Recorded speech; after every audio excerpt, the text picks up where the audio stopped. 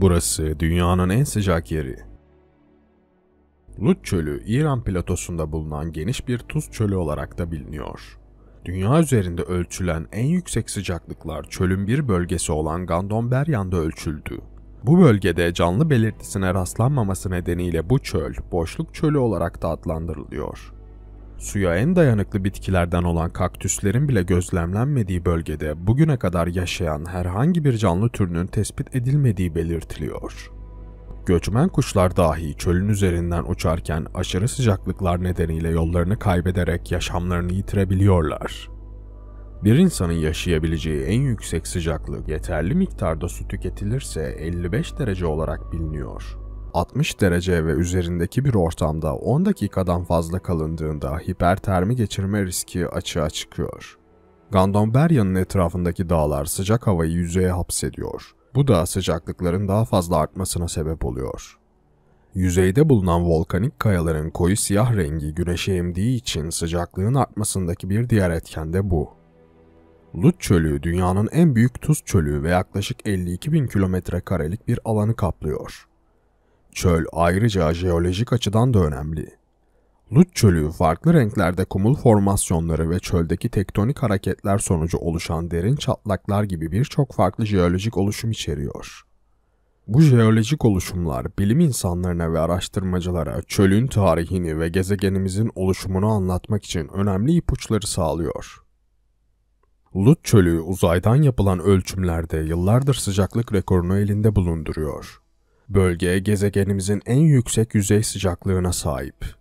Ilımlı çözünürlüğe sahip görüntü spektroradyometresi bulunan MODIS uydusunun yaptığı 7 yıllık çalışmada Lut Çölü'nün 2019 yılına kadar üst üste dünyanın en sıcak bölgesi olarak kaydedildiği biliniyor. NASA'nın 2005 yılında Aqua uydusu tarafından bölgede yaptığı ölçümlerde bu çölde 70.7 derecelik yüzey sıcaklığı kaydedilmiş. Bu sıcaklık bugüne kadar ölçülmüş en yüksek yüzey sıcaklığı olarak biliniyor. Çölün en sıcak noktası olan Gandonberyan'da bulunan siyah volkanik kayaçlar yüzey sıcaklığını arttırırken ulaşımı da imkansız hale getiriyor. Bölgenin tektonik yapısı ve yüzeyindeki kilometrelerce şekilde yayılmış olan kayaçlar nedeniyle Lut Çölü'nün yüzey yapısı Mars yüzeyi ile benzerlik gösteriyor. Lut Çölü ayrıca dünyanın en kurak yerlerinden biri. Yılda 30 milimetreden az yağış alıyor. Zaten az miktarda yağış alabildiği için bu yağış da kısa süre içerisinde yağdığı gibi buhar olup gidiyor. İran bölgeye gelir sağlayabileceğini düşündüğü için Lut Çölü'nü yerli ve yabancı turizme açtı.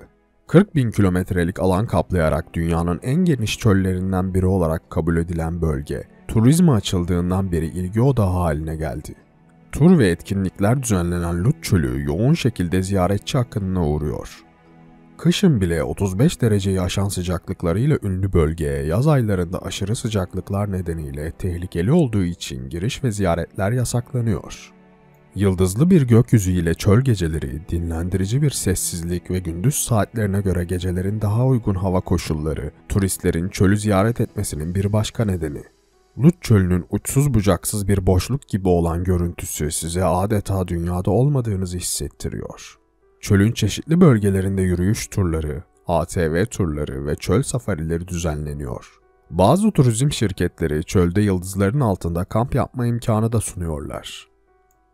Çölden çöle geçmiş gibi oluyoruz ama size bu video içerisinde biraz da Sahra Çölü'nden bahsetmek istiyorum.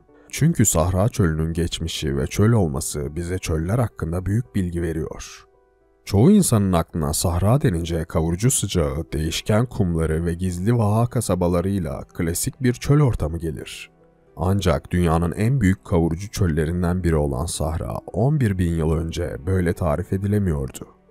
Geçmişte Afrika'nın kuzeyi göller, nehirler, çayırlar ve hatta ormanlarla yemyeşildi. Bugün ise bir çöl. Peki tüm bunlar nereye gitti?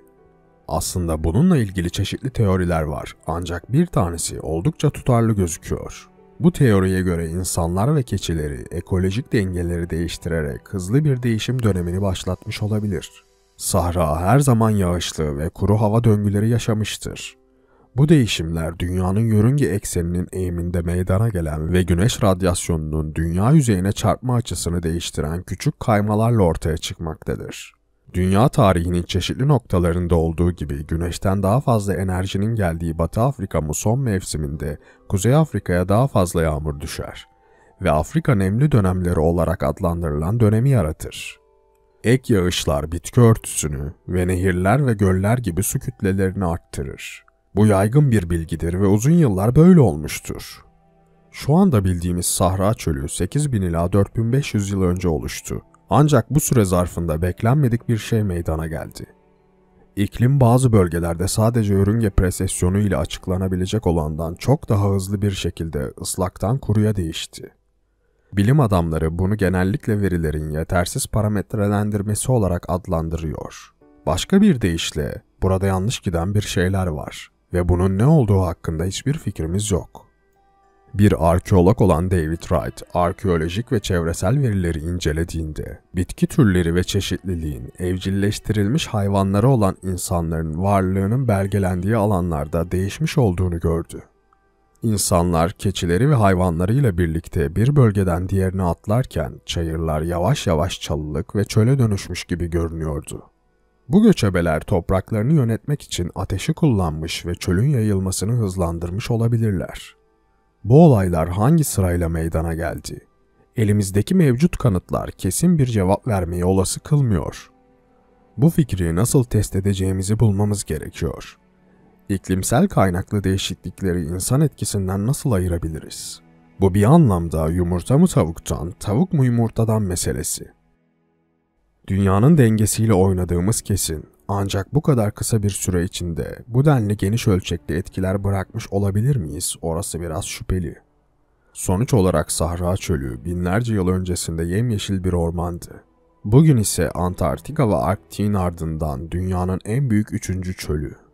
Anlayacağınız Sahra Çölü, günümüzde çöl kumlarıyla kaplı ve her ne kadar oldukça zor şartlarda bitkilerin ve ağaçların dikilmeye ve yetiştirilmeye çalışıldığı bir bölge olarak biliniyor olsa da, geçmişte barındırdığı gölleriyle, nehirleriyle, çeşitli canlı türleriyle ve insanlarıyla yaşama elverişli yeşilliklerle kaplı bir bölgeydi. Kim bilir belki bir gün tekrar o eski yeşille kaplı ihtişamlı günlerine geri döner.